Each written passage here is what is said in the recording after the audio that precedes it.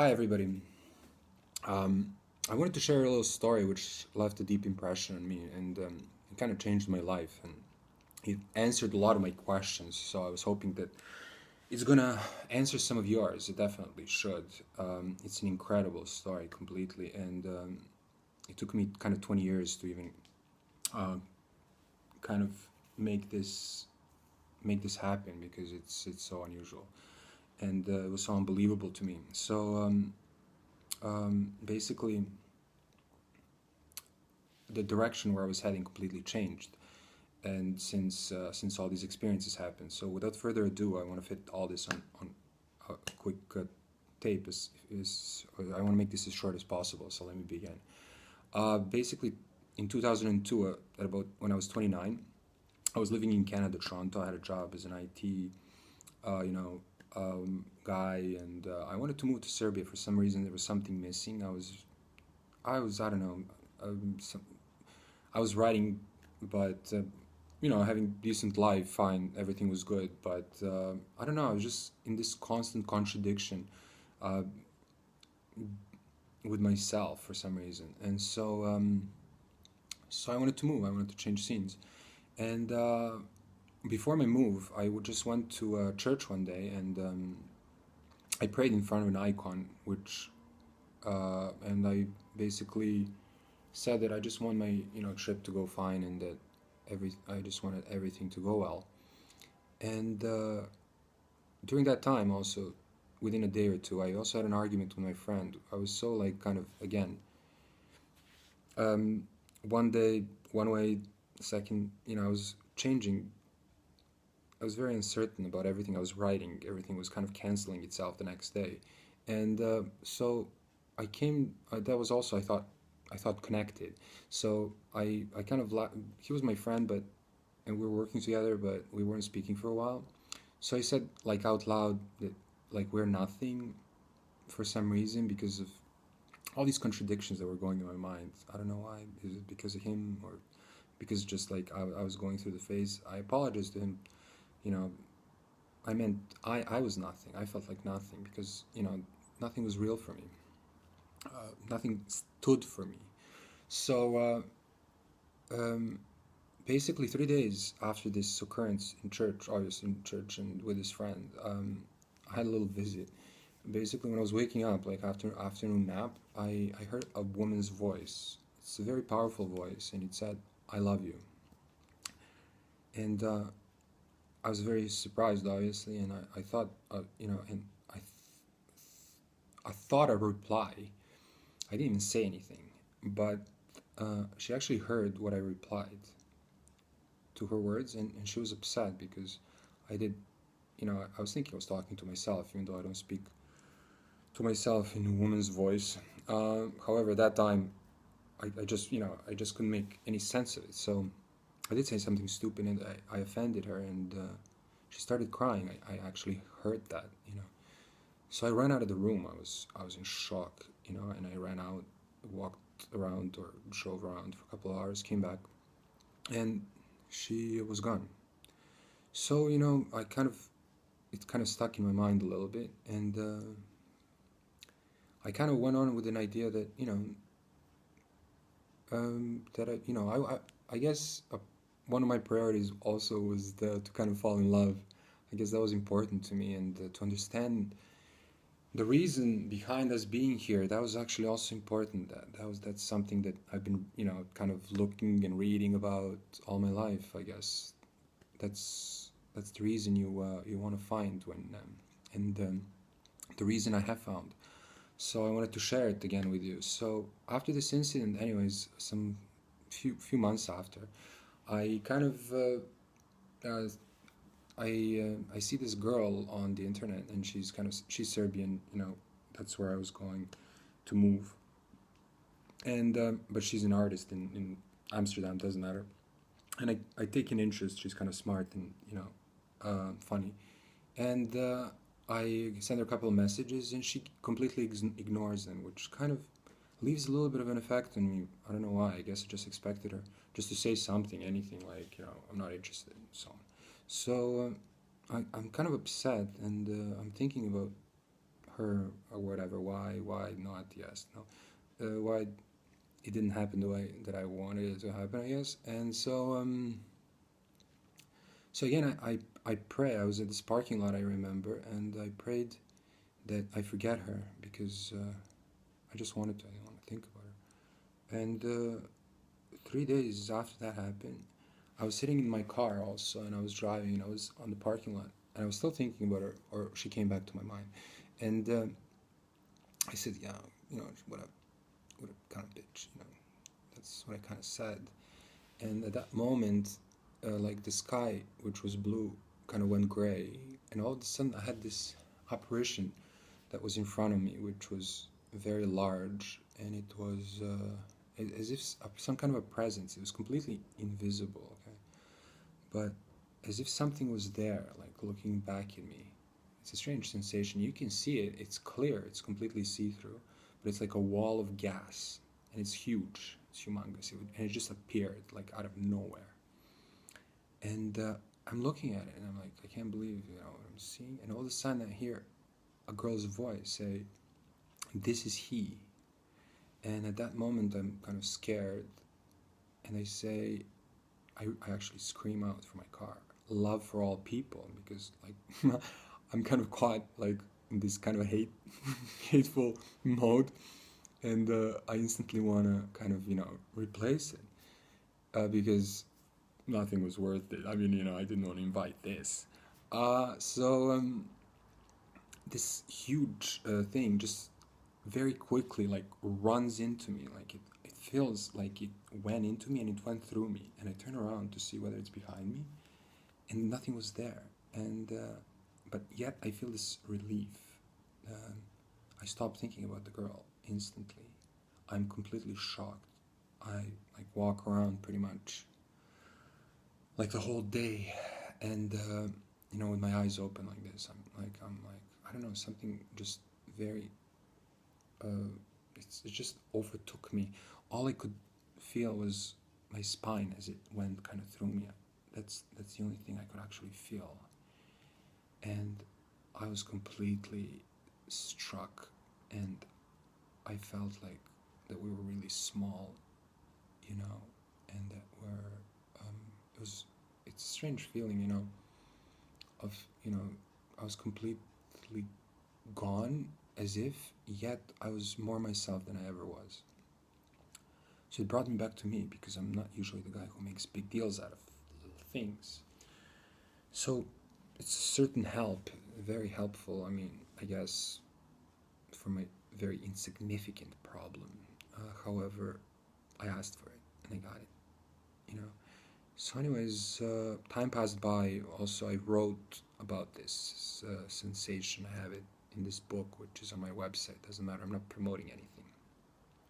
But, I moved to Belgrade. I kind of get a job as a teacher. I'm doing fine, So years pass, and I go, and my brother comes to me. That was like in 2011, so like 8 years passed. And my brother comes to me and says, let's go to Hilandar. Hilandar is this monastery, or it's a part of a number of monasteries which are at Mount Athos in Greece, and this is close to Serbia. So I go, why not? Yeah, sure, let's go, So I go there, we go together, and as soon as you kind of land off of the boat, because it's kind of like a coastal area, you feel like very light once as soon as you land. It's almost instant that you have a sensation of that kind of a feeling that like you're young, you're like a child. You don't feel hunger, you don't feel tired, you don't need to sleep, you don't need to eat there at all. So I'm there like for that afternoon, and the next morning at 3 in the morning, because it was like this Christian holiday, where they had these long masses, or liturgies, they call them. And my brother wakes me up at 3 in the morning. He's like, do you want to go? I'm like, yeah, I don't know why, but yeah, I do want to go. And so I'm there, and it's really long. It lasts for about like 4 hours or something. It's 4 or 5 hours, I don't even know, until the morning. So after about 3 hours of me being there, I hear these voices, these two voices, two male voices that tell me, "What are we gonna do with all this sex?" Right? And I'm like, but they say it like in a smiling manner, almost like I am now. It's And I find it very strange because yes, I was going out with girls here and there. Nothing serious, but exactly. Um, so um, so okay, I don't say anything. So we pretty much leave this place, and I decide that I'm gonna stop with all this, activities, my extracurricular activities, and I go into celibacy for about 10 months. I went in like June, and until like December, I was I was pretty much outside of any kind of contact with girls or any kind of sexual interest. Just stopped for me. You know, I didn't require it, and I went on like that. And in December, like I speak with my brother and I tell him this, and he's a doctor, so he tells me it's completely unnatural. You should not. I mean, physical. I mean, sex is like something that's required. It's good for your well-being. Blah blah. And I start thinking, and he gets me started, and I start thinking like, what are these? These are all ghost stories. And I want something for real. I don't want a bunch of ghosts talking to me. So I kind of break out of my little celibacy thing, and I invite this girl over, and we spend a couple hours together. A couple glasses of wine, and basically when she leaves, when I was about to go to bed, I have kind of this again. It's like it. She seems like a ghost. She was like right there. She kind of just came and if as if she laid on my heart. But and I almost can see her, but she's invisible. But she has like this kind of a wrapping girl, like she has like this veil, and she has this smile and closed eyes. And as soon as she kind of touched, as soon as I felt her here, I almost felt like I was slowly lifting. I made nothing of it. I mean, I did. It was very unusual. It was very cool. I liked it. But, I made up my mind. I said, I'm not going to have any ghosts and blah blahs. And so I continue with my little, you know, business. And, I continue kind of having, a girl over and so on. And some 20 days pass, and it's New Year's, and I decide to spend the New Year's with my mom, and because she's by herself, whatnot. So basically, I'm dancing to this gypsy. I don't drink, okay. So I'm dancing to the gypsy song, which is playing whatever, and I'm like twirling around, and it's like having a good time. And all of a sudden, I am in a different place. I see this girl. No, first I just see this girl in the daylight. Okay, obviously New Year's, it's like middle of the night, and suddenly I'm moved, and I'm like face to face with this girl, and she's incredibly beautiful, and she's incredibly sweet, and she has this incredible smile. She smiles like a child, and she has this. Her eyes are wide open, and she's just beautiful. I don't know why. I mean, I don't find too many girls beautiful, but she was, and there's more than just beauty. It's just she's incredibly charming. She almost looks, you know, like like a princess of some kind. She has this like thin, kind of a hair. Um, what do you call it? Oh my god, I can't even remember. But I only see her face actually. I don't. Yeah, I can see her, right? And then pretty much as soon as I saw her, I said, "I love you." I don't know why. And she leans forward like with this incredible smile towards me, as if like to kiss me or like. And I get scared, right? And I move, and suddenly I'm moved into this, as if there was like a bush there. And I'm looking back at us, and she's still looking at me. She's like now there. She's still looking at me in this green field. There's nothing else there. It's like a huge field, which looks like, indefinite. And I am there, and she's looking at me, and I am standing above her, like horizontally, with my head kind of up like that. And I'm looking at her, and I'm seeing this I'm looking out of me, at me, and at her, still looking at me. And at that time, that there's like a voice behind, in this bush, there's somebody there with me. And it says, we gotta go, we gotta go, we gotta go, we gotta go, we gotta go. And I go back into myself. Please don't think I'm crazy. There's much more after this, so don't even think this is the end of the story. This is kind of just the beginning. And so I go back to myself, and the only way that I know how to get rid of her is to kind of say the stupid thing. It's kind of, it had like a little kind of, you want to get together, kind of like a cheesy thing. But I know that it's going to work because I know what drives them away, and I have to go. And for some reason I thought I had to go. I don't even know why. Don't ask me. I'm an idiot. I mean, we are all idiots. That's like the point of this whole story. But we'll get to that later. For now, I'm the idiot. So obviously, when I say that, she basically flicks, as if I was flicked off of that place. And I feel like myself, like I'm falling into darkness, like I'm falling into space. And she flies off with the whole ambiance, with this whole place flies off. It leaves like this white trail, as if like made of stardust. And I'm like falling down, like on my back, like this is the sensation that I have. I wasn't really falling, but I was, to me this is absolutely. And I was falling down, and all of a sudden I'm back in my room, and 2 seconds later my mom walks in. I was like by myself for like, I don't know, half a minute maybe, I don't know, but short time. And I have to smoke. I don't usually do this, but this is pretty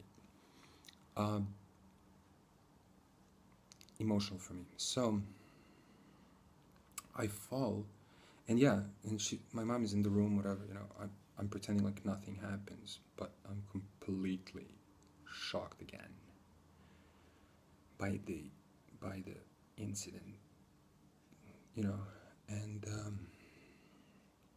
so again, like what have I done? Since then I'm actually celibate. I don't actually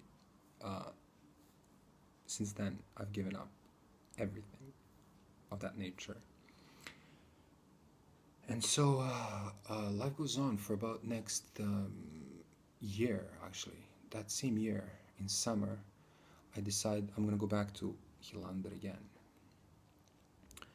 And I go, and this time, as soon as I enter the church, I feel like this presence, like this enwraps me, the space. It's just a space. But it enwraps me as I go in. As soon as I enter the church, I felt like some presence. I'm like completely enwrapped by some kind of air that is kind of warm and that is everywhere around me, everywhere. I leave the church, whatever. Okay, I come back. I was feeling unprepared, and then whatever. After two hours, I enter the church. I gather enough, I guess, courage. I enter the church. I sit down and I become completely quiet. And about 30-40 minutes, it takes time. So I was there just, and it felt like something went through my left kind of side of the stomach, like this gray, almost like matter.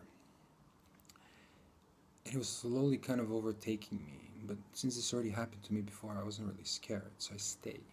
So after about, I don't know how much time it passed, but slowly, ever so slowly, my head was kind of lifting, like from here. I felt it, like my neck was stretching up, slowly, so slowly, it's very gentle.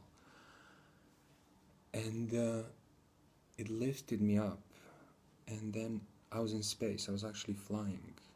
I never had a dream of flying. I don't care about flying. I don't care about space. This was never my interest. I never liked space movies. This was never my thing. So this couldn't be my imagination, but let's still say that it is, because there's much more coming. So I'm flying, right? And I'm like in space, and it's awesome. It's a crazy feeling, right? So I'm doing like these spins in space, whatever, I can do anything, I feel. And then I look into the darkness and I say, I'm gonna be there. And I could have been anywhere at the moment's thought. I felt like I was traveling long distances very, very quickly. So I was like, okay, now I'm gonna go there. And I was like, it's like a flash. And it's almost like you're going through this bunch of white lines that kind of stretch, and you're like, and wherever I wanted to be, I could have been instantly. And then they started banging on this wood, like there was some kind of a thing going, and I opened up my eyes, and I swear I was afraid to stand up. I thought I was going to fall. I couldn't even feel my legs. That's how intense the sensation was. Yet I did, and I came out, and I was completely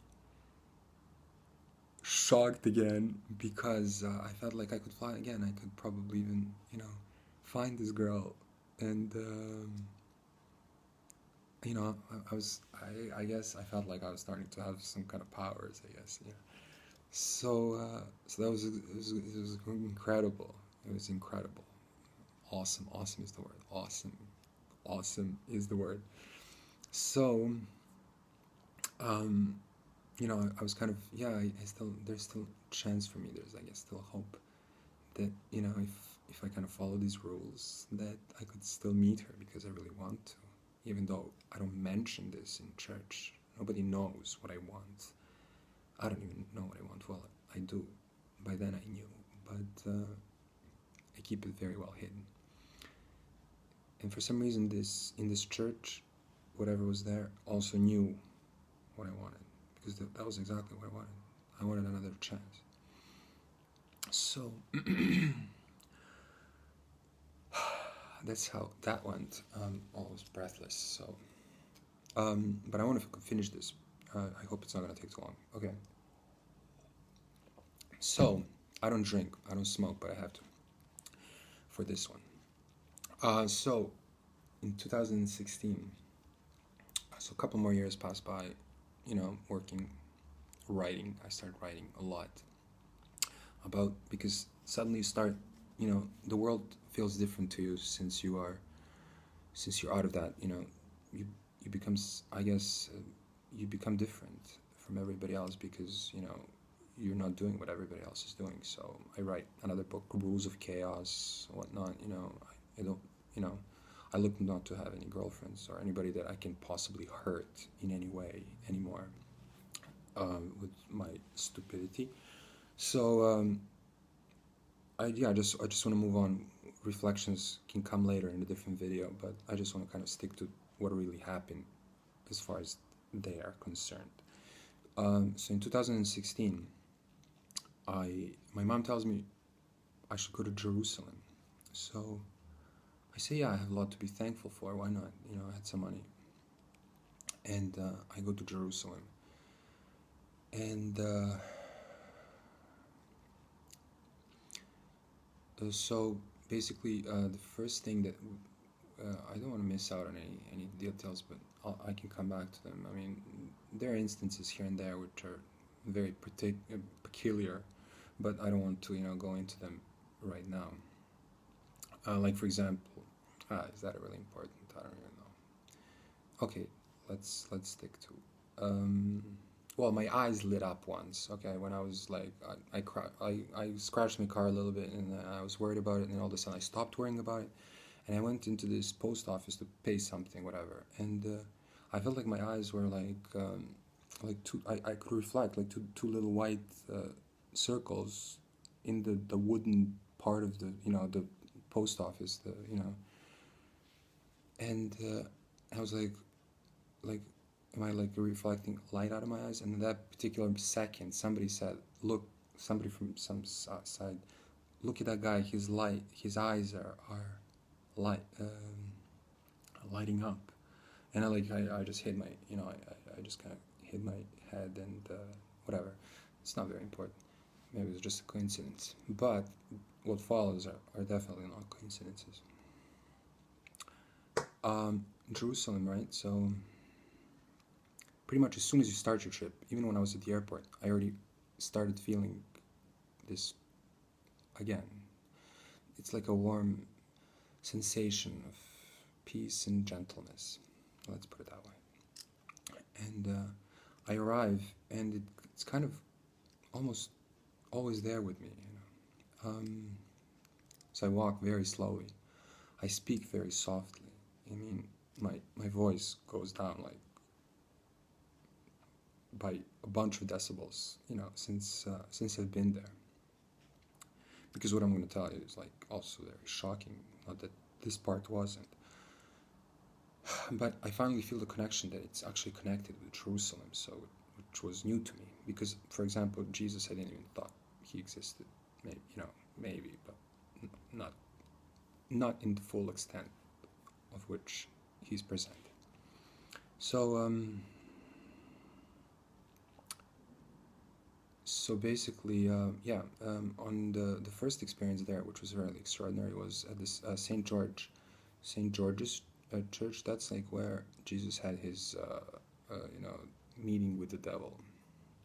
And it's like a church which is deep in this ravine. And as soon as you enter this ravine, you feel this kind of a pressure, which is not really a pressure, but this presence, just like that I've known from before. So I'm like, yeah, this place has something. So, anyways, I'm just like there.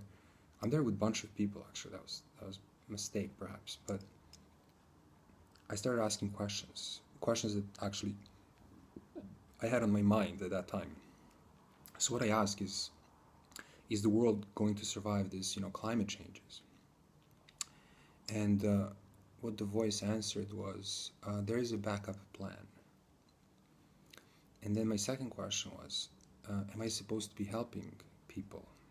And the answer was yes. And then they started speaking, and I couldn't, but their answers are very short, but they didn't need to be any.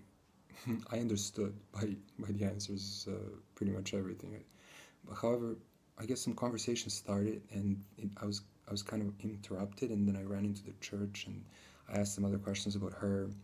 And then when I asked about her, I felt like I was behind the mask.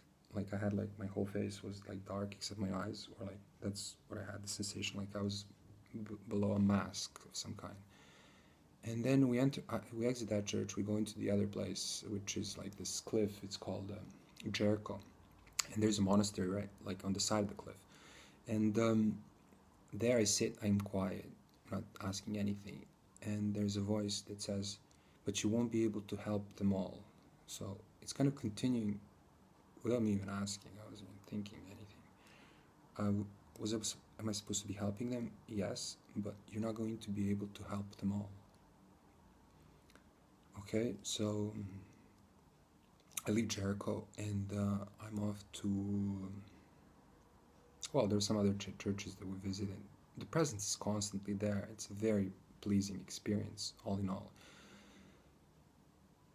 But what is extraordinary, I mean, I'm sure a lot of the people feel that, but I'm just going to tell you the extraordinary parts. I'm going to tell you, about architecture.